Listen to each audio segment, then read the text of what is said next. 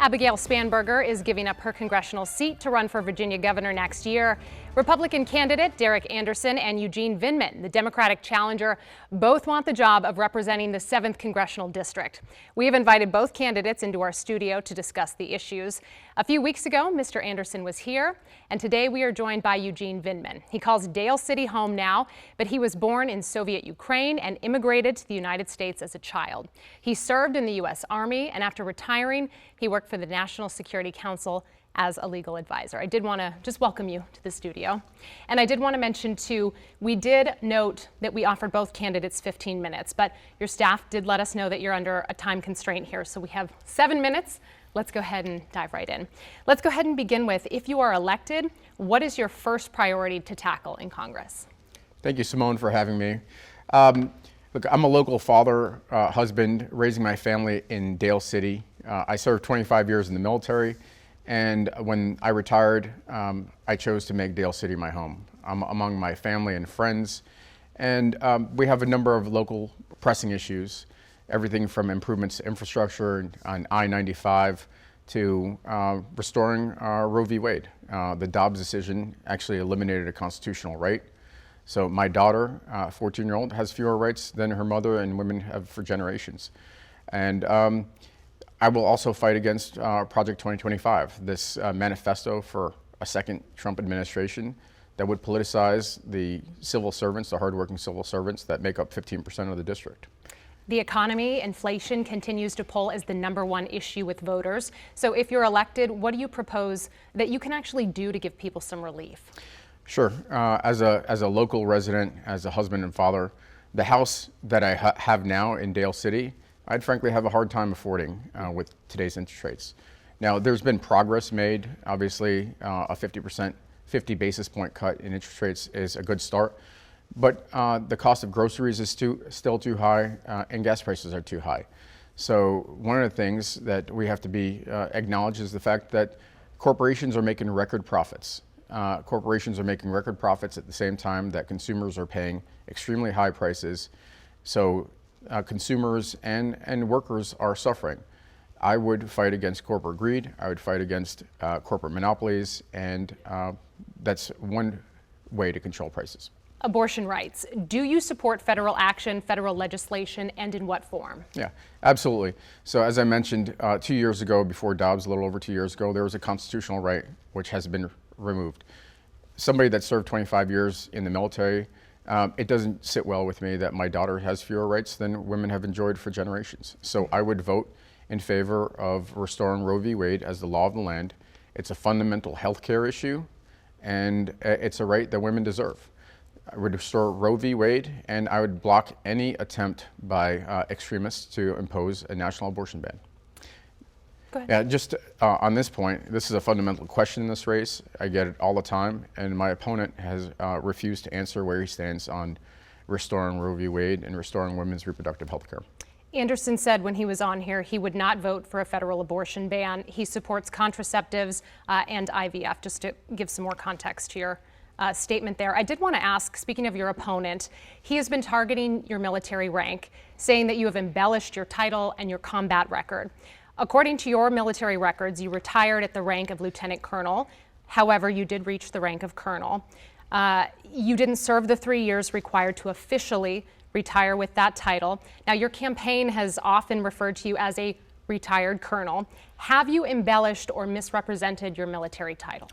Look, my opponent is lying about my military service record, which I'm very proud of, just like he lied about his fake family. And somebody that's going to lie about something as fundamental as whether they're married, whether they have a family, how do you take them at their word when they talk about issues like Project 2025 and abortion? He's lying about my service record because he wants to distract from the real issues in this race, which are, again, abortion and where he stands on Project 2025. And to your point, and his response is that I think you just followed evidence. Look at who he's been funded by. He's been funded by the most radical elements of the Republican Party.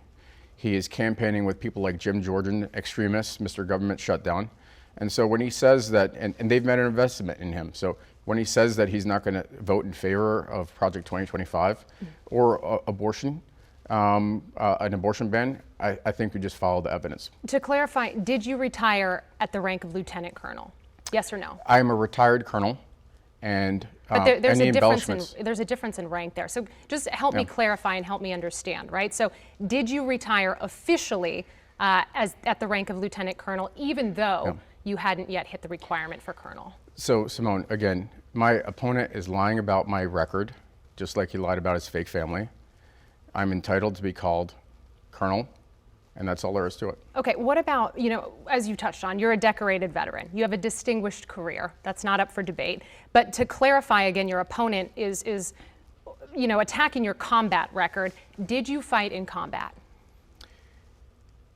Well, my answer to that is I deployed to Iraq, a combat zone, and I'm proud of my record.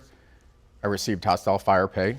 My opponent, once again, is lying about my record, just like he lied about his fake family, to distract from the real issues in this race. What voters care about, what they care about is high prices, inflation. They care about abortion, restoring access to abortion care. And those are the important issues in this race. So when you posted on Twitter February 10th, quote, "I'm running for Congress because democracy is on the line. I fought for our nation in combat."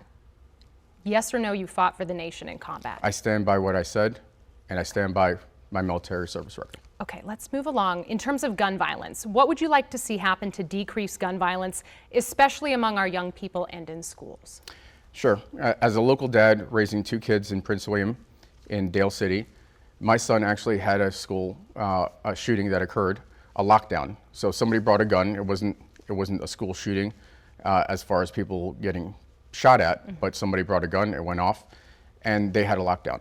So your mind goes to where every parent's mind goes in situations like that. My daughter so far this year has had two lockdown drills. So she's learning how to survive instead of learning math, science, or reading. Over 80% of this country supports things like red flag laws, enforcing, closing the gun show loophole, safe storage requirements. These are the common sense policies that I would work with in a bipartisan manner with Democrats, Republicans, and Independents to pass in order to make sure that we keep our kids safe. My motivation comes from my family and my children and keeping them safe. We have been seeing what a tight race this is. Polls have just been neck and neck throughout. If you're talking to an undecided voter, someone who's right on the fence here, what would you say to them? Yeah, look, I'm a local husband and father. As the Washington Post said when they endorsed me, I'm pro-business and pro-military. I'm a moderate. So when I served in the military, I served under Democratic and Republican presidents. When we jumped out of airplanes, when I was a paratrooper, it didn't matter whether you're a Democrat, Republican, black, white, whatever part of the country, you're focused on the mission. I'm mission focused, and I will get the job done for the voters in the 7th Congressional District. Quickly, our time constraints, but what can you say about the border and immigration? Well, I look at it as somebody that served in national security for 25 years, as somebody that was advisor at the White House. I'm in favor of a strong border. There was a proposal this spring to have a border bill, the strongest in recent memory, and extremists on the Republican side, including those that back my opponent and the former president, who recently just endorsed him, killed that bill for purely political purposes.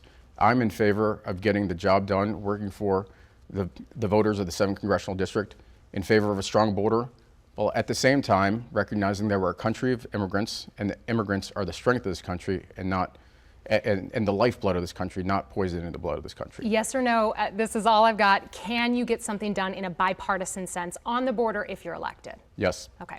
Thank you again, Mr. Vindman, for your time. We appreciate it. Thank you for having me. As I mentioned earlier, Republican Derek Anderson spoke with us earlier this month. You can watch his interview on our streaming channel, WUSA 9+. You're going to see it on the watch carousel there at the bottom of your screen, which is also where you will find this discussion with Eugene Vindman.